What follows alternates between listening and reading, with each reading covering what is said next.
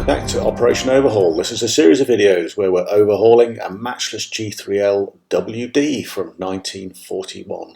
In this episode we're going to address the broken spring in the forks, and if you remember episode 5, that came as a bit of a disappointment to us. I think it's one broken spring. Yeah.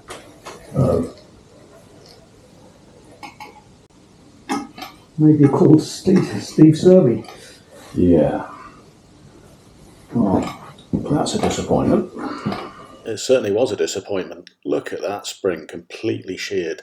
So we ordered some new ones, but more disappointment was to follow. And as we get into this video, you will see that we had a bit of a job sorting this out.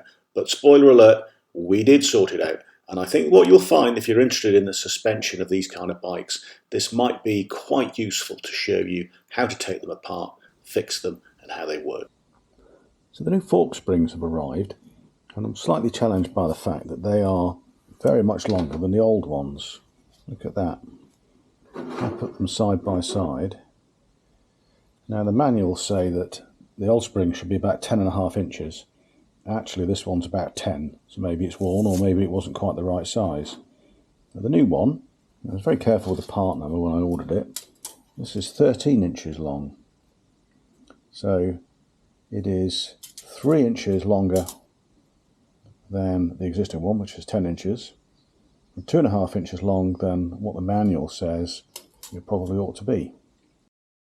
So pretty clearly there's been a slip up. Now don't take my word for it that I ordered the right part. Here's the part in the spares manual, and here's the invoice that I've got from AMOC for the springs that they've sent me. And you can clearly see that it's the right part, only it isn't. I think what I should do is, irrespective of the springs, I need to strip the forks down, replace the bushes and the oil seal, and get it all back to tip-top shape and get some new clean oil in it. So we'll do that, then hopefully we'll have a definitive answer about the springs, and if we don't have a definitive answer, then I'll do a trial fit if I can get them in, and we'll see what it looks and feels like. Okay, so this is the Matchless G3L WD suspension fork. I'm going to try and explain how I think it works. This might not be absolute gospel, but this is how it appears to work to me. And the reason I'm explaining it is hopefully it'll be of help, because if you're anything like me, I read the technical manuals in the Matchless manual, and technical diagrams rather, and I couldn't make head or tail of it. The section diagrams I just found really confusing. And I'm normally okay with that sort of thing. Maybe I'm being a bit thick. Anyway, so here's the suspension fork, and what I'm going to try and do is strip it down in front of you and show you the various bits, and also try and explain what goes where. But let's do a few names first of all. So we've got the spring, and that goes over what Matchless called the main tube. And the main tube goes up and down, and when it does that, it compresses the spring. So your wheel's here, pushing up and down. Now at the bottom, the spring is held in this little section here, which is called a slider extension tube. And this will unscrew off the larger piece here, and this is called the fork slider. So the slider extension tube has got a little sort of lip at the bottom, a rubber seal and a leather washer, and the spring sits on top of that, and that's what stops it being compressed any further that way. To stop it being compressed any further at the other end, here we've got this one installed. It comes up through here, it goes through a narrowed neck here, and the top of the tube screws in here, and that I call that the crown nut because it's on the top. I don't know what the real name for it is. But the spring only goes this far because the spring's quite wide, and there's another leather washer here, and that's where it stops. So the spring goes from there to the bottom of the slider extension, and that's where all the springiness is, and that's your suspension. So everything else is damping. That bit is the suspension bit. All right, let's go back to the fork. So here we are now. Obviously, we've got this crown nut on the top here. Now, when you unscrew this on the bike, there's no big spring that's going to sort of make it fly off or anything like that, so don't worry about that. It'll just come off. But it won't come off completely in your hand, because underneath it, you've got this thing here. Now, this is the damper rod. Now, to explain this, Obviously the spring gives you suspension, but what we don't want is to go boing, boing, boing down the road. We want something to slow it all down. So this is how I think it works. So here we have the damper rod, and this goes quite a long way down into the bike, and then on the end it's got sort of a cone shape. I'm not a very good drawer, sorry about this. And then it comes up here and it's got this screwed section there. Now, when we take the bike to bits, what we'll do is we'll take that off. And all that's doing is it's just securing the top of the damper rod. So it gives it something solid as the wheel goes up and down. It's something solid to butt against. Now this rod, you can see, sort of moves up and down. There's no oil in this now. I've emptied it out by just sort of tipping it out. So here's the damper rod, and the damper rod sits inside a damper tube, and that damper tube will look something like this.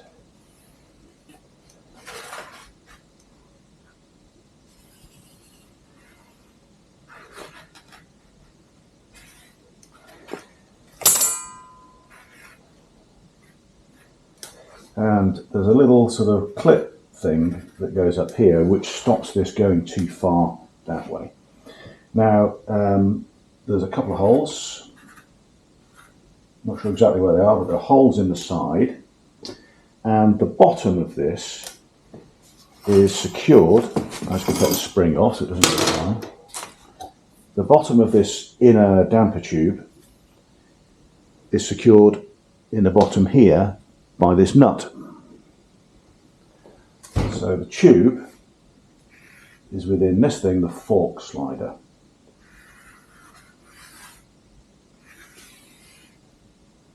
And then, of course, that goes up to here, and then you've got the slider extension on here. Now, oil can come in and out of this tube as the damper rod goes up and down, and that's what gives you your damping action. And there's also some kind of valve arrangement, which I'm not quite sure how it works, which means it goes out faster one way than the other. But the important thing is that you've got this nut which goes in the bottom, so the damper tube inside, which we can't see, it's not this, the damper tube that we can't see, which has got the damper rod going through it, is secured. And this can only go so far, and then you've got this little clip here that stops it. Okay, so far so good. And also you can see we've got the main tube, and the main tube sits over all of this. And here you'll have an oil seal. Under this you'll have a Bakelite bush. Bakelite is a sort of a precursor plastic material. And then you've got a steel bush down here. And those two bushes, all they do is they just keep that thing straight inside the fork slider so it doesn't go from side to side. And the oil seal allows this, it's just in here, the oil seal allows this to go up and down without allowing the oil to escape. Alright, so that's pretty much how it works. I think it'll become clearer as I start to take it apart. First job is to remove the slider extension. There's like a special hook spanner for this that goes in one of the two holes. But if you don't have one, then one of these tools for removing an oil filter is a good way to improvise. Next we've got to remove the bolt that holds the damper tube. Now this goes in at the base of the fork, and look how tight that hole is. You'll never get an ordinary socket in there, and I don't know of a special tool to get it. But what I do know is that if you've got a wrench, a box wrench for getting a spark plug, that will almost fit. And so what I did was I took mine, I just put it in the vise and filed it down until it was a bit thinner, and that worked just grand. And that just about squeezed in at the bottom of the fork, and I was able to get the bolt out without any dramas. If you find though that the bolt just turns and it's not actually coming out, then that must mean the damper tube is turning as well. And a good way to address that is get some old fuel hose, put it over the damper rod from inside of the main tube, push it down and you can sort of jam the damper rod so that you can get some traction against it. Okay, so this is the main tube, and here we've got an oil seal. Underneath this, attached to the tube, should be a Bakelite bush. You can hear that hitting the oil seal there. And then there should be a steel bush or slider a little bit further down. And to get this out, we have to apply a bit of violence. We have to use this as a slide hammer. But I think the process will be easier if we heat the fork slider up, this is this bit, and get the metal to expand a bit. So we'll do that first.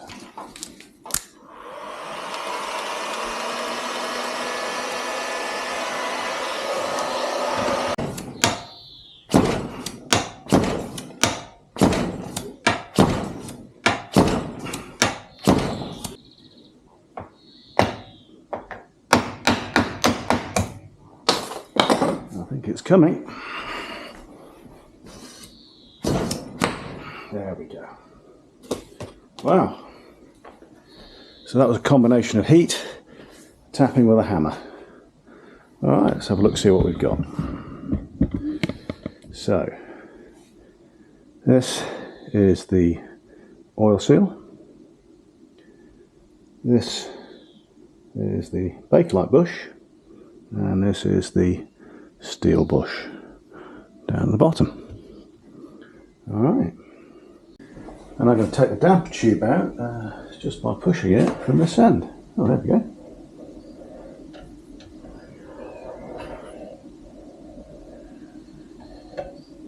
And that's the damper tube.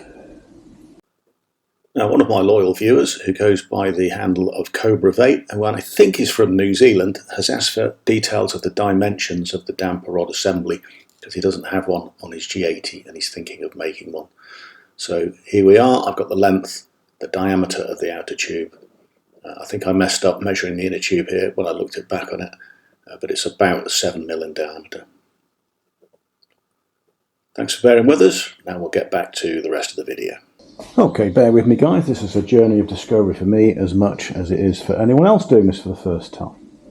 So when I read the instructions here from the original Matchless manual, it's not hugely helpful because it assumes that you're going to assemble this, they call this the inner tube, from the right hand side. So they assume that you're going to take this circlip off here, remove the steel bush, and then start by putting things on. So you've got a leather, tells you to put a leather washer, then a spring, the main spring that is, then another leather washer, and then the slider extension, and then the oil seal, and then the Bakelite bush, and then I think there's a leather washer in there which doesn't seem to exist, and then back on with the steel bush and back on with the circlip.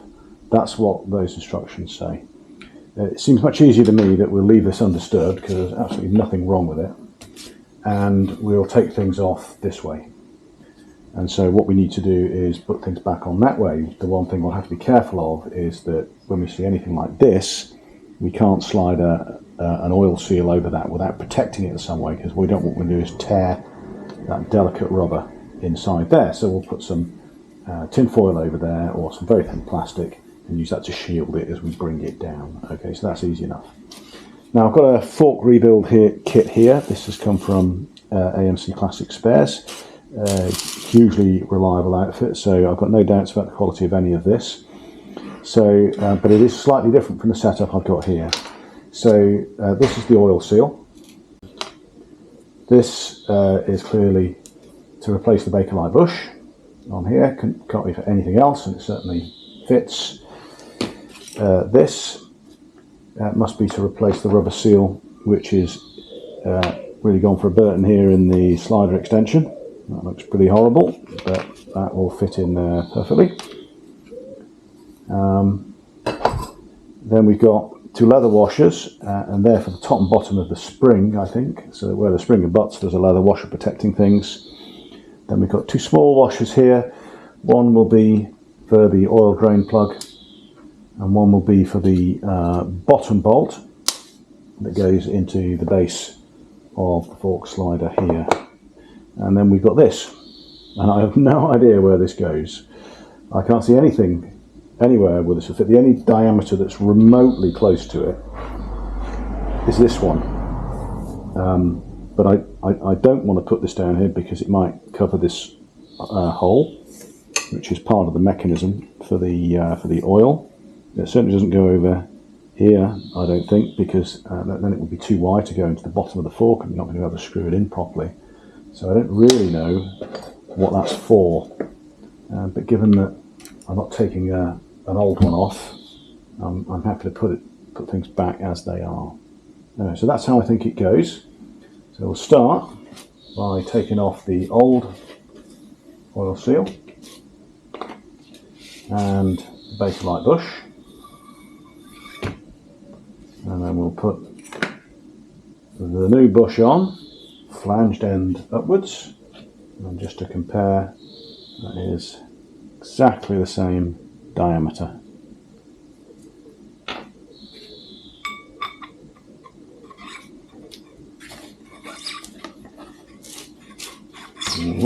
Yeah, that is a pretty tight fit. So that's going to go on there.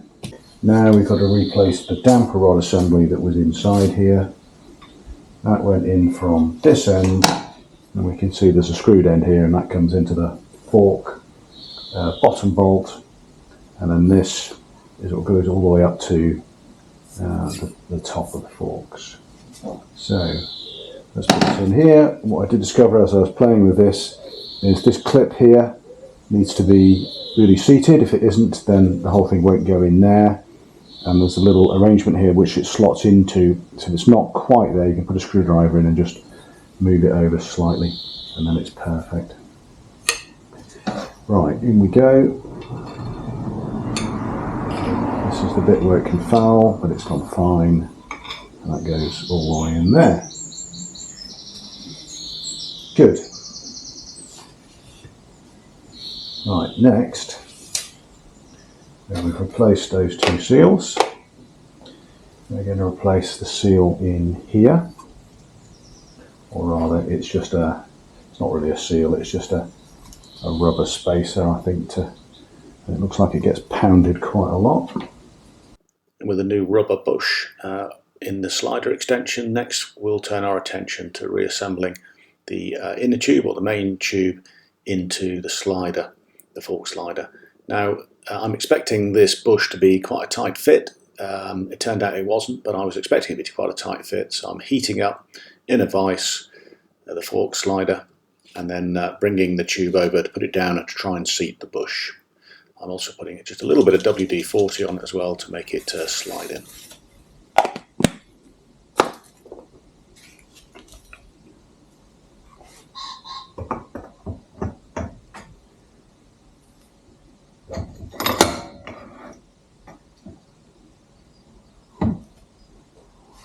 Wow, dropped straight in.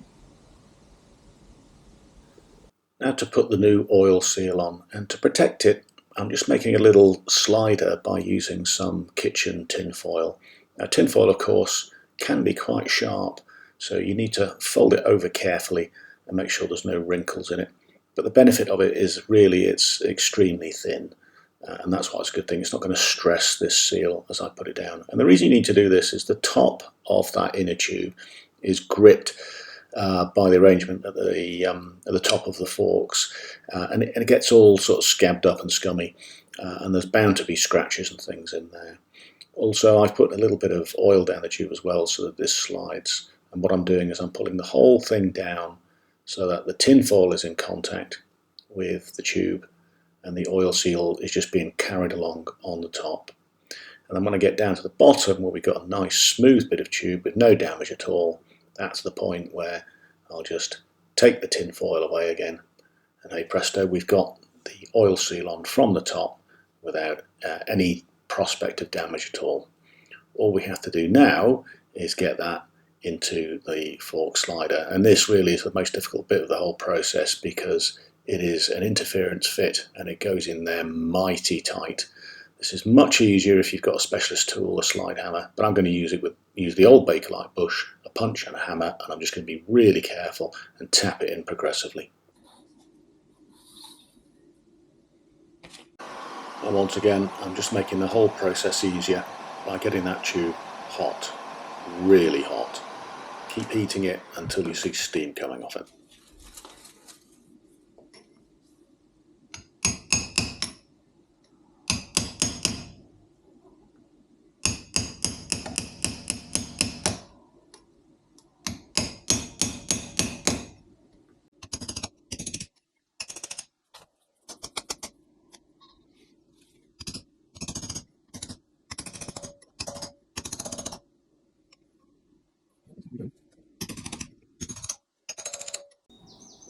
Once the oil seal is firmly home, you will see all the threads that are required to screw in the slider extension.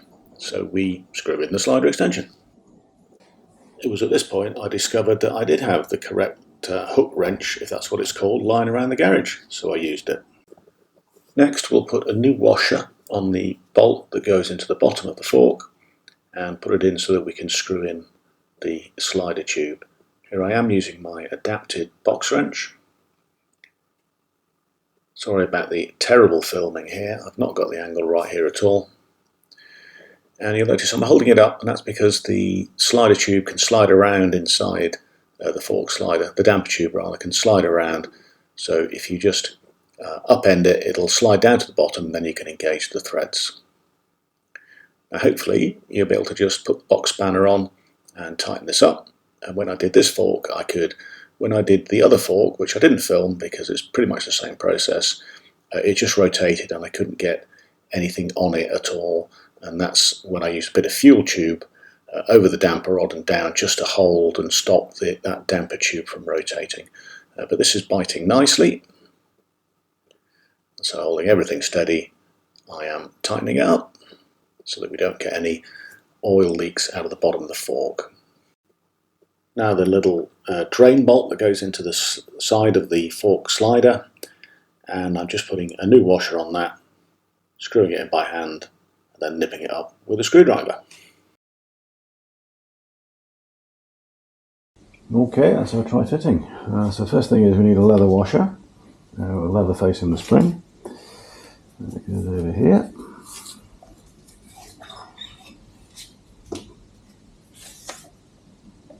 And we'll push that into there with a spring. It doesn't really matter which way the spring goes up, but I'm going to put them the same. I'm going to put them with the tighter coils higher up. And that's on there. And now we'll put that one over there. And we're going to use the tool to screw in there and draw it up. And we're going to use this to fish out the damper rod when we need to attach it to the crown bolt on top like that. That's the idea. Now I'm feeding the assembled fork in through the bottom of the tubes, past the restriction where you really do need to get it lined up quite straight, and then hidden, and I do apologise for my shoulder being in the way, but I'm using the special tool with my right hand to go in from the top of the fork and screw it in to the inner tube. Now you can see what's going on. I screwed it into the inner tube. There's about 7.5, 8 mil of thread on there, and then just pulling it up with my hand and screwing down the nut. And eventually you won't get it any further by hand than you need to get a spanner on the nut and basically just draw it up the last little bit so that it's right at the top of the fork. Next we go to the bolt, which is at the bottom of the headlight stay, and this forms a pinch bolt arrangement which will hold that inner tube firmly in place. And of course you have to do this up before you remove the tool from the top of the fork, otherwise it could potentially just drop down and hit the floor, and that would be a bad thing. And once I'm happy that's secured, I'll just undo the nut a little bit so that we've got no friction there, and then withdraw the tool by just turning it anti-clockwise. Look how far down that is in there.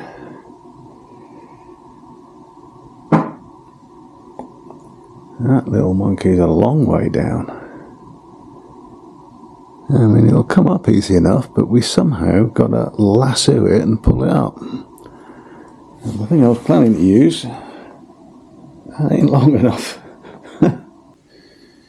Alright, this is a cocktail stirrer, but I have just adapted this with a grinder and a file to make a sort of a hooky arrangement. Let's see if I can use that to get the damper out.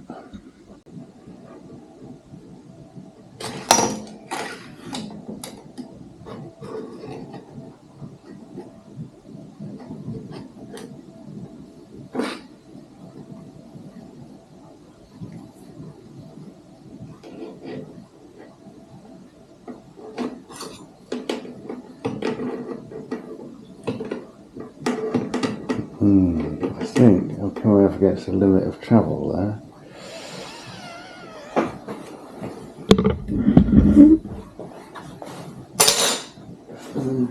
Push it up a little bit, hook it on, hold it, and then get this bad boy on.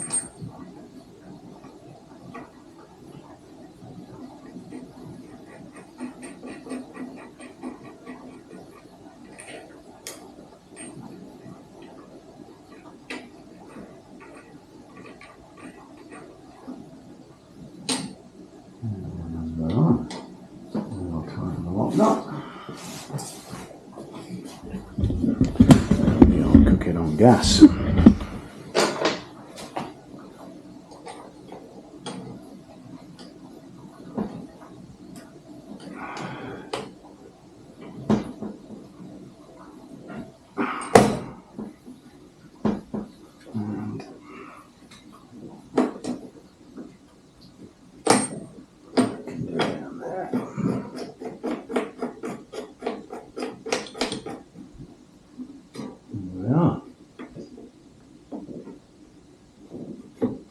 It's on. Don't have any oil in it, but it's on. So we can undo that and pull the oil down later once we've done the second fork. So I serviced the second fork and replaced the bushes in exactly the same way as the first one, and then put everything back in. And now remember, this of course is a trial fit because we think these springs are probably too long. I'm just putting them in on the off chance that because they've got a smaller gauge, they will actually compress and be workable. But in order to do that, we do need to put the wheel in and then lower the bike so the weight's on them. If you've got the bike lifted up, there'll always be a certain amount of spring showing above the slider extension. That's perfectly normal. So with the fork done up, in comes the wheel. I'm not bothering with all of the mudguard yet because we may well have to take this off again, and also I'm not bothering putting fork oil in because of course if the springs aren't good enough then we don't want to waste that oil.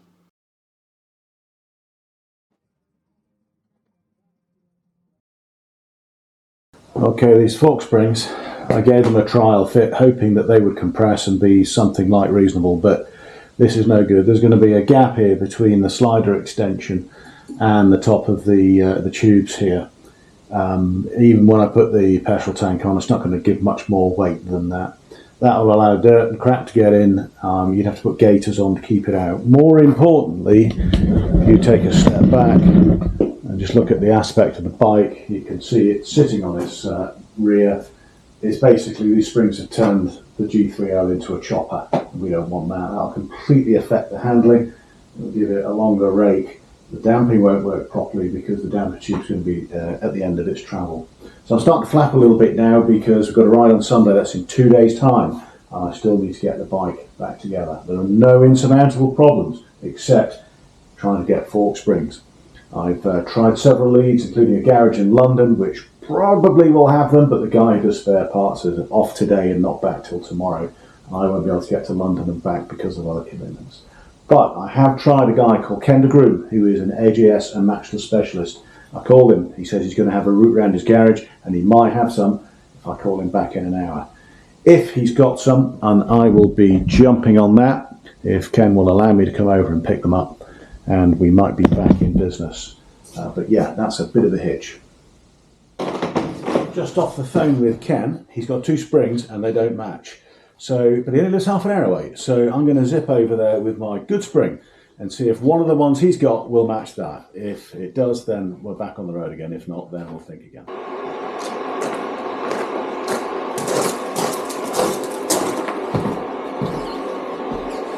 I cannot believe it. he actually had the right spring. Oh, what a top man. Wouldn't take a penny for it. Took me into his workshop, showed me his home-built race bikes. I got out my good spring. He got his 2 old ones out, and that one is a perfect match. So we're back in business. Right, give me a minute and I'll swap them over. So there we go, new shocks on, only took half an hour, and that includes sticking the mudguard on as well. So that's a good result. Doesn't look like a chopper anymore. I know some people like choppers. Personally, I'd rather shit in my hands and clap. I think that looks just as it should.